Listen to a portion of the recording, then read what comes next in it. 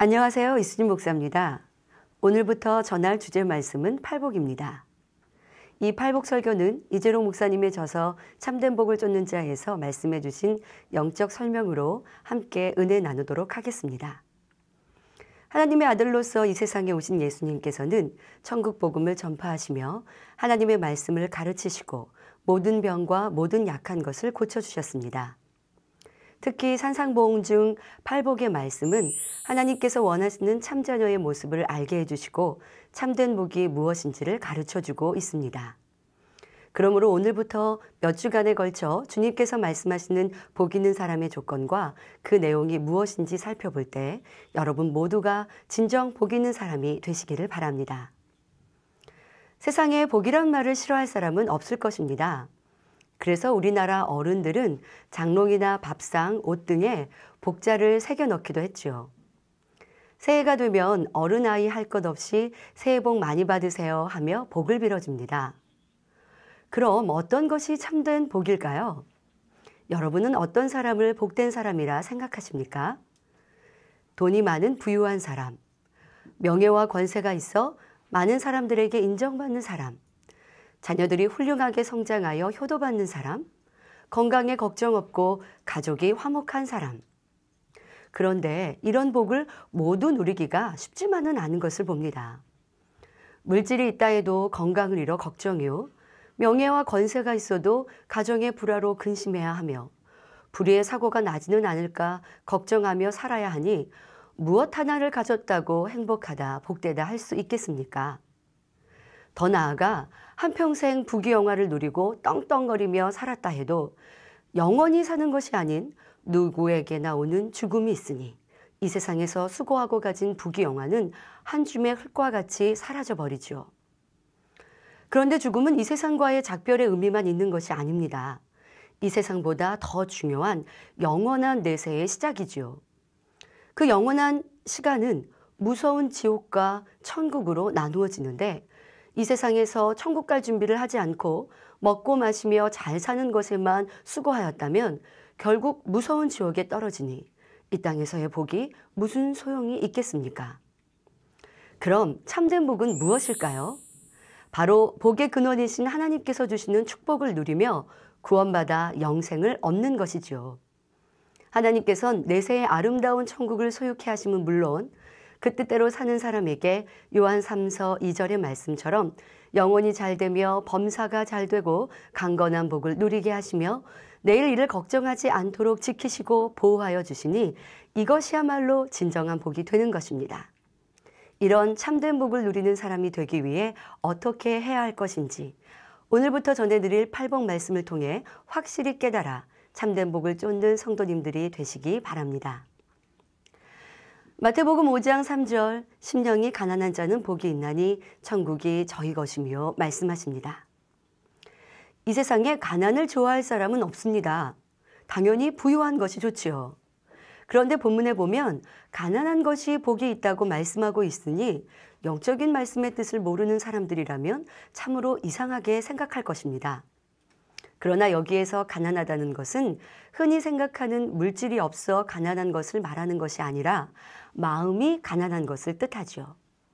심령이 가난하다는 것은 악이 없고 선한 마음으로 아무 욕심이 없어서 자기를 비울 줄 아는 중심 상태를 말합니다. 이런 심령이 가난한 사람들은 심령을 채울 영적인 것을 사모하기에 복음을 쉽게 받아들이게 됩니다. 전도를 해도 쉽게 받아들이고 말씀을 들으면 그대로 순종하니 구원받기도 그만큼 쉬운 것입니다. 그러나 우리 주변을 보면 세상의 욕심으로 그 마음이 가득 차 있어 전도를 해도 받지 않는 사람들을 봅니다. 사업이 바빠서 교회에 못 다녀요. 지식권세 부를 쌓기에도 너무 바쁜데 세상에 좋고 재미난 것이 많아서 아직은 교회 가기 힘듭니다 라고 말하지요. 이렇게 세상의 부, 명예, 권세로 그 눈과 마음을 온통 채우고 있으니 우리를 만드시고 천한 만물을 창조하신 하나님이 계시다 전하며 그 증거를 보여주어도 믿으려 하지 않는 것을 봅니다. 그래서 예수님께서는 마가복음 10장 25절에 약대가 바늘귀로 나가는 것이 부자가 하나님의 나라에 들어가는 것보다 쉬우니라 말씀하십니다. 여기서 약대는 낙타를 말하는데요. 낙타는 사람이 타기도 하고 물건을 실어 운반하는 몸집이 큰 짐승입니다. 특히 사막을 이동할 때 유용한 짐승인데요. 이렇게 큰 낙타가 어찌 실을 꿰는 조그만 바늘귀에 들어갈 수 있겠습니까? 그것은 불가능하지요. 그런데 하나님 말씀엔 이 불가능한 일이 부자가 천국에 들어가는 것보다 쉽다 말씀하십니다. 누가복음 16장을 보면 부자와 거지 나사로의 비유가 나옵니다.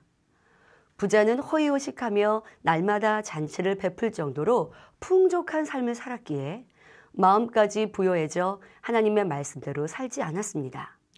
그러나 거지 나사로는 비록 가난하여 부자의 대문 앞에서 구걸하며 그 상처를 개가 앓는 불쌍한 삶을 살았어도 심령이 가난했기에 하나님을 믿었지요.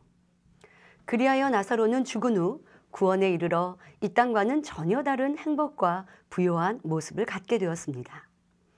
이 두 사람의 죽은 후의 형편이 완전히 뒤바뀌게 된 것이죠. 나사로는 아브라함 품에 안겨 참된 평안과 안식을 누렸으나 이 땅에서 매일 잔치하며 부요하게 살았던 부자는 그 마음도 부요하여 하나님의 뜻대로 살지 않았기에 아래 등부에 떨어져 심한 고통 중에 거하게 되었습니다. 먹을 물도 없이 뜨거운 불 가운데 고통받고 있는 부자는 나사로의 손가락에 물 한 방울이라도 묻혀 떨어뜨려 주기를 바라지만 그리할 수 없는 것이 지옥이지요. 지옥에서는 이 세상에 살 때 재벌이나 권세자, 심지어 왕이었다 해도 아무 소용이 없습니다. 그곳에 떨어진 모든 사람들은 다 똑같이 불 가운데 고통받는 비참한 신세요. 영원한 고통 중에 세세토록 아무런 희망도 없이 살아갈 뿐입니다.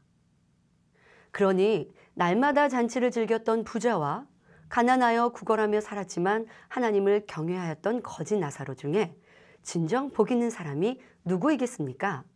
바로 거지 나사로이지요. 여기서 잠깐 심령이 가난하여 하나님을 영접하려면 가난하게 살아야 하나 걱정되십니까? 결코 그렇지 않습니다. 이 비유는 이 땅에서의 부요하고 가난한 삶의 형태가 중요한 것이 아니요 영원한 내세에 영생과 영벌이 있고 그 영생을 누리기 위해 이 땅에서 가난한 심령으로 살아야 함을 설명하는 것입니다. 참으로 하나님을 믿는 자녀에겐 이 땅에서도 건강의 복, 물질의 복, 머리 되는 복 등 신명기 28장에 들어와도 복, 나가도 복 받는 만사형통의 복을 주십니다. 지금 이 시간 함께하고 계신 성도님들은 심령이 가난한 자이신가요? 부요한 자이신가요? 아마 대부분 가난한 심령이었기에 전도를 통해 하나님을 믿고 주님을 영접하셨을 것입니다. 이렇게 심령이 가난한 사람에게 임하는 복은 천국을 소유하는 것이라 하십니다. 천국은 이 땅에 눈물, 걱정, 근심, 질병도 없이 기쁨과 행복만 있는 것입니다. 일을 해야 하는 수고도 없고 미움, 시기, 질투, 악은 전혀 없는 사랑만 가득한 곳이지요. 무엇보다 천지만물을 창조하시고 인간을 경작하신 하나님께서 가장 아름답고 평화롭게 만드신 곳이요. 매일매일 찬양과 잔치가 베풀어지는 곳입니다. 이 땅에서 아무리 돈이 많고 행복한 사람이었다 해도 천국에 들어간 사람의 부요함과는 비교할 수 없는 것입니다. 여러분이 이 땅에서 가장 즐거웠을 때를 생각해 보십시오. 또 가장 평화롭고 행복한 곳을 상상해 보세요. 천국에서의 행복과 기쁨은 그보다 더한 곳입니다.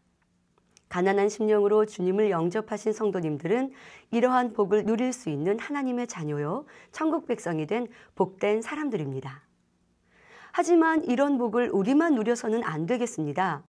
사랑하는 가족, 일가친척, 이웃, 친구 등 우리 주변에 아직 구원의 복을 누리지 못한 많은 사람들에게 천국을 전하여야 하지요. 그러나 여러분이 전도하여도 마음문을 닫고 전도를 받지 않는 사람도 있습니다.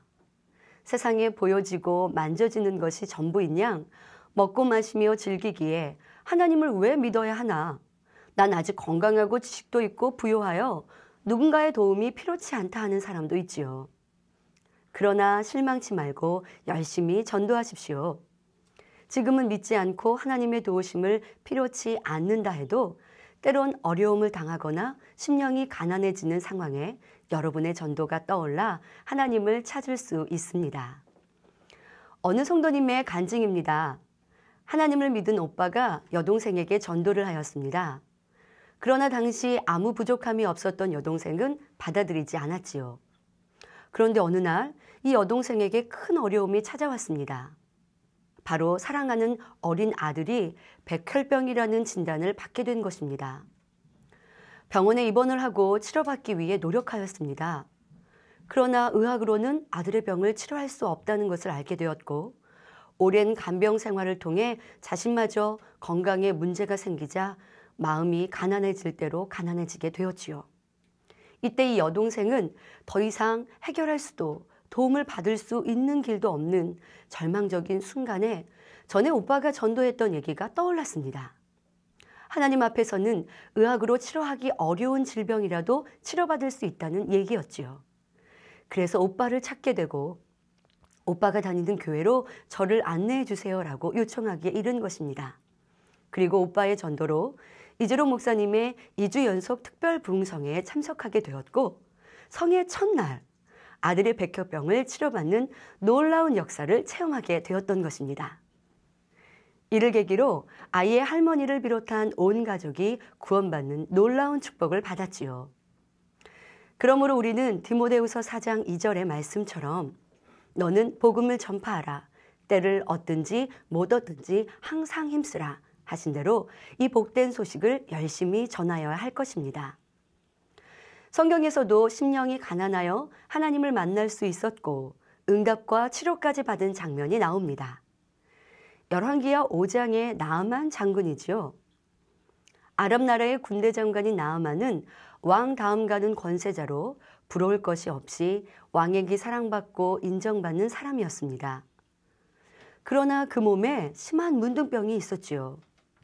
어느 날 이스라엘에서 잡아온 계집종이 나아만 장군의 문둥병이 치료받을 수 있는 길이 있다 말합니다.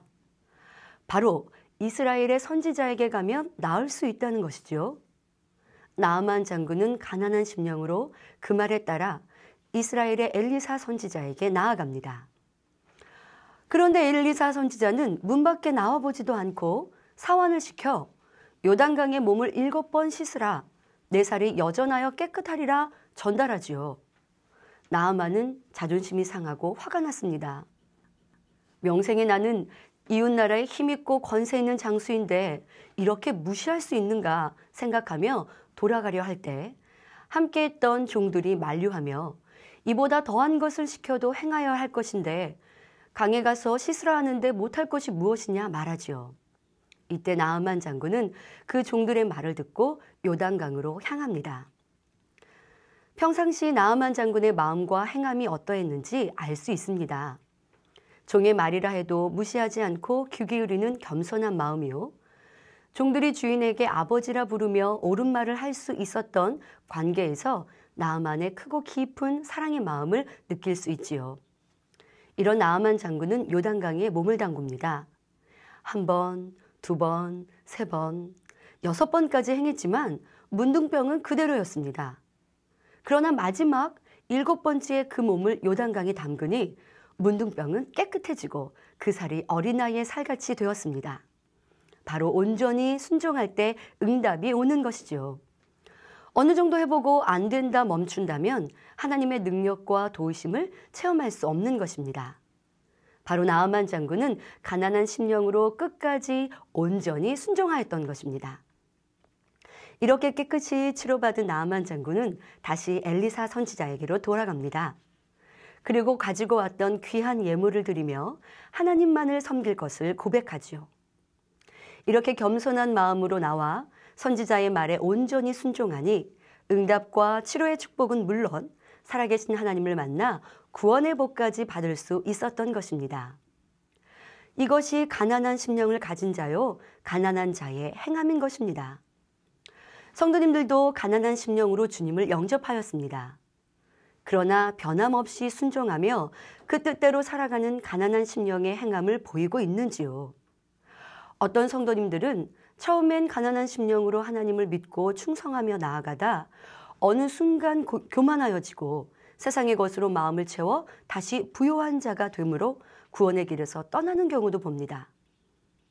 성경 출애굽기 32장의 모세의 고백과 시편 69편 28절에는 구원받은 우리의 이름이 그 생명책에서 지워질 수 있음을 말씀하시지요.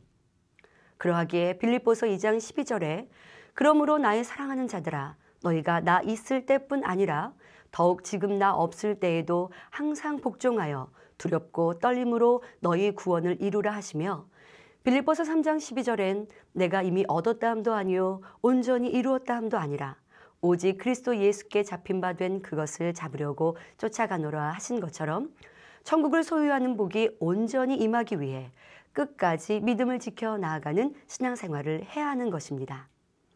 날마다 악을 벗어버리고 더욱 마음을 정결하게 하여 참으로 가난한 심령으로 만들어가야 하는 것이지요. 그러할 때 영원한 천국이 우리의 것이 될 뿐만 아니라 우리의 삶 가운데도 천국이 임하게 됩니다.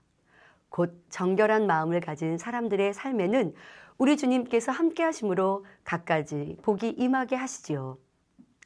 그러면 우리가 어떻게 해야 가난한 심령으로 천국을 소유하는 복을 온전하게 굳게 잡을 수 있는 것일까요? 첫째로 육신의 정욕, 안목의 정욕, 이생의 자랑을 버려야 합니다.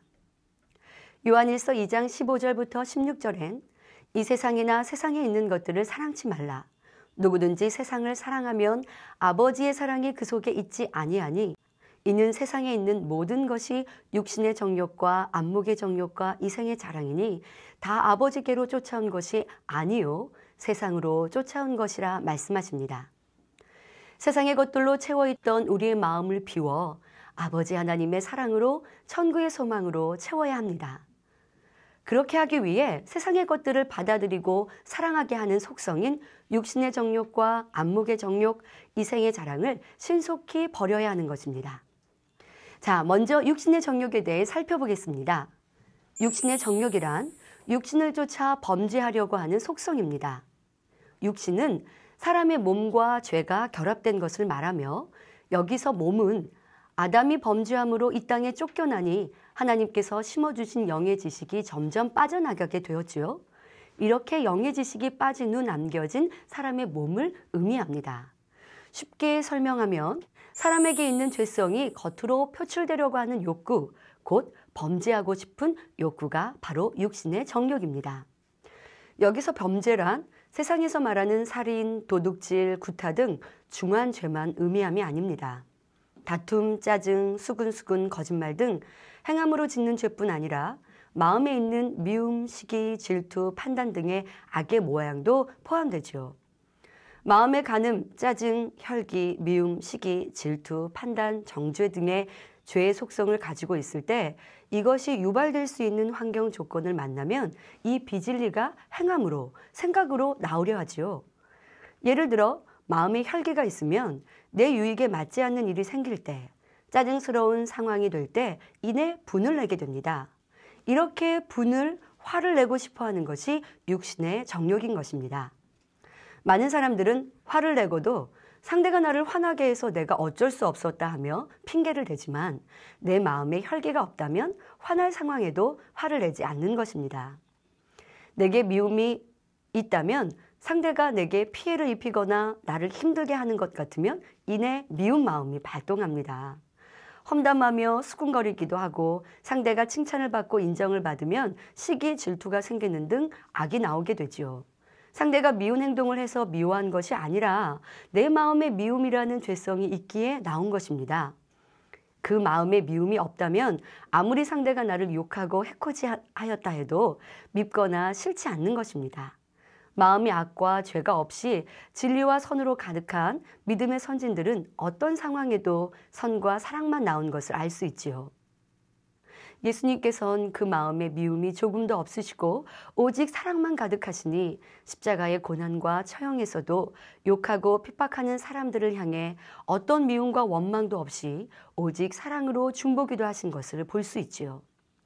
이와 같이 내 마음에 무엇이 있는지 살펴보아야 합니다. 주님과 같이 믿음의 선진들과 같이 진리, 선, 사랑만 있어 그 향이 퍼져 나오는지 아니면 죄악이 있어 육신의 정욕이 발동되므로 악한 냄새가 나는지 아직 내 마음에 비진리가 있는 만큼 원수마귀 사단이 나를 주관하여 내 안에 죄성과 악을 발동케 함으로 죄를 짓게 만듭니다. 그러니 불같은 기도를 통해 이 근본의 죄성을 벗어내어 육신의 정욕이 발동되지 않도록 해야 하지요. 아직 비진리가 있다 해도 성령의 충만함을 입으면 원수마귀 사단이 내 마음의 육신의 정욕을 부추길 수 없도록 차단할 수 있습니다. 그러나 기도를 쉬어 충만함을 이루면 죄를 짓지 않아야 하는 것을 잘 알아도 내 마음을 내가 다스릴 수 없습니다. 원수마귀 사단이 마음의 비진리를 요동하여 다시 세상을 쫓고 세상의 것으로 내 마음을 채우게 하며 부요한 자로 만들려 하니 우리는 항상 깨어 있어야 하는 것입니다. 다음은 안목의 정욕을 차단해야 합니다. 안목의 정욕이란 눈으로 보고 귀로 듣는 것을 통해 마음이 동요되고 육의 것들을 추구하게 하는 속성을 말합니다. 눈이 있어 보고 귀가 있어 들으며 발이 있어 간다 하지만 우리가 무엇을 보고 무엇을 들으며 어디에 있는지가 우리의 삶에 많은 영향을 미치게 됩니다. 한번 스쳐가며 본 것이라 해도 아무 의미 없이 보고 들었다 해도 그것이 느낌으로 입력되어 다시 떠오르기도 하고 또 보고 싶고 취하고 싶은 마음과 생각으로 발전되기도 합니다. 문제는 이렇게 보고 듣고 접한 것들이 죄에 속한 것, 어둠에 속한 것이기 때문입니다. 예를 들어 친구를 통해 음란문을 한번 보았는데 그 한 번이 뇌리에 기억되어 공부에도 방해가 되며 또 보고 싶은 마음이 듭니다. 폭력적인 영화나 게임을 접하였는데 시간이 지나면 폭력의 강도가 더 높아져야 재미있어 하며 나도 모르는 사이 내게도 그 폭력이 배어지기도 하지요. 또한 안목의 정욕을 통해 내 안에 비진리가 발동되어지니 육신의 정욕을 불러일으키는 주범이 되는 것입니다. 그러니 진리가 아니면 보지 않고 듣지 않고 가지 않아야 합니다. 다음은 이생의 자랑입니다. 이생의 자랑은 현실의 모든 향락을 쫓아 자기를 드러내기 위해 자랑하는 속성입니다. 이생의 자랑이 있으면 자신이 가진 것, 부나 명예, 권세, 재능, 외모, 지식 등으로 자랑하며 자신을 드러내려 합니다. 그러나 야고보서 4장 16절에 이제 너희가 허탄한 자랑을 자랑하니 이러한 자랑은 다 악한 것이라 말씀하시지요. 또 이생의 자랑이 있는 사람은 자신이 가진 것으로 남을 무시하고 업신여기니 하나님이 싫어하시는 교만이 나오게 됩니다. 이런 모습은 가난한 심령을 가진 낮아짐, 섬김, 희생, 사랑과는 거리가 먼 심령이 부요에 있는 것입니다. 그러하니 천국의 아름다움과 소망은 없고 이 세상의 것들이 더 좋아 보이고 가치 있게 느껴지지요. 신앙생활을 한다 해도 하나님의 일로 충성하며 헌신하기 싫고 그저 구원만 받으면 된다 생각하며 왔다 갔다 하는 쭉적이 신앙생활로 빠지기도 합니다. 또한 이런 세상의 것을 사랑하려는 마음이 있으면 그것을 취하려 할 것이고 그러다 보면 세상을 사랑하게 되고 부, 명예, 권세, 지식이 신앙보다 더 중요하게 여겨지므로 나도 모르는 사이에 세상으로 빠지기도 하는 것입니다. 그래서 야고보서 1장 15절엔 욕심이 잉태한즉 죄를 낳고 죄가 장성한즉 사망을 낳느니라 하셨지요. 그러니 자신을 돌아보아 세상의 욕심은 있지 않은지 은근히 인정받고 높임받기를 원하지 않는지 범사에 살펴야겠습니다. 세상의 욕심을 버려 우리의 마음을 비울 때 위로부터 천국의 소망을 채워주시니 고린도후서 4장 18절에 보이는 것은 잠깐이요 보이지 않는 것은 영원함이니라 하신 대로 소망 가운데 신앙생활하는 성도님들이 될 수 있습니다. 온전히 심령이 가난한 자가 되기 위해서 둘째로 영적인 어린아이가 되어야 합니다. 마태복음 18장 3절에 가라사대 진실로 너희에게 이르노니 너희가 돌이켜 어린아이들과 같이 되지 아니하면 결단코 천국에 들어가지 못하리라 하셨습니다. 영적인 어린아이의 모습은 단순하고 순수하며 교만하지 않습니다. 좋은 것을 알려주면 쉽게 받아들이고 자존심이나 자기 고집이 없어 지적을 하거나 권면을 하여도 쉽게 인정합니다. 그러니 잘못에 대해 금세 뉘우치고 회개하며 말씀대로 살아가고자 힘쓰고 애씁니다.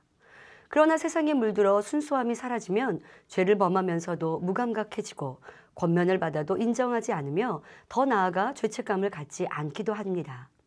그러니 주님을 영접하여 천국을 소유한 후에도 하나님이 싫어하시는 죄와 악을 행함으로 구원의 길에서 떠나게 되는 것입니다. 하지만 영적인 어린아이는 선악간에 민감하게 반응합니다. 선한 것을 보면 쉽게 감동받아 눈물을 흘리며 악은 몸서리치도록 싫어하게 되지요. 하나님께서 악이라 하시면 마음에서부터 싫어지고 어찌하든 범죄하지 않으려고 애를 씁니다. 그러니 하나님께서 기뻐하셔서 성령님을 통해 신속히 변화될 수 있는 힘과 능력을 주시지요. 이렇게 가난한 심령이 되기 위해서 항상 겸손한 마음으로 말씀을 통해 자신의 악을 발견하고 불같은 기도를 통해 죄악을 벗어버림으로 하나님께서 기뻐하시는 참 자녀가 되어야 할 것입니다. 그리할 때 더 좋은 천국은 물론 이 땅에서도 하나님의 지킴과 보호하심을 받는 복된 성도들이 되는 것입니다. 우리는 이미 가난한 심령으로 주님을 영접하여 천국 백성이 되었습니다. 하지만 시편 73편 28절에 하나님께 가까이 함이 내게 복이라 말씀하시며 베드로전서 2장 2절엔 갓난 아이들같이 순전하고 신령한 젖을 사모하라. 이는 이로 말미암아 너희로 구원에 이르도록 자라게 하려 함이라 말씀하신 대로 더욱 영적인 어린아이의 모습으로 우리의 아버지 되신 하나님을 가까이 하기 위해 매일매일 죄와 악을 벗어버리고 진리를 채워 아름다운 천국의 소망으로 가득한 참된 복을 누리는 성도님들이 되시길 기원합니다. 말씀 참고하시면서 함께 기도하겠습니다. 좋으신 아버지 하나님 감사합니다. 우리의 심령이 가난한 자가 되어 주님을 구세주로 영접하고 아름다운 천국을 소망하게 하심에 감사합니다. 아직 우리 주변에 가난한 심령이 아닌 주님을 영접하지 못한 이들도 신속히 구원에 이르게 하옵소서. 또한 우리가 가난한 심령이 되었다 만족함이 아니오 더욱 아버지께서 원하시고 바라시는 참전의 모습으로 깨끗하고 정결한 우리의 심령을 마음을 깨끗이 비울 수 있는 그로 인하여 영으로 채워갈 수 있는 우리 모두가 되게 하여 주옵소서. 감사하고 우리 주 예수 그리스도 이름으로 기도하옵나이다. 아멘.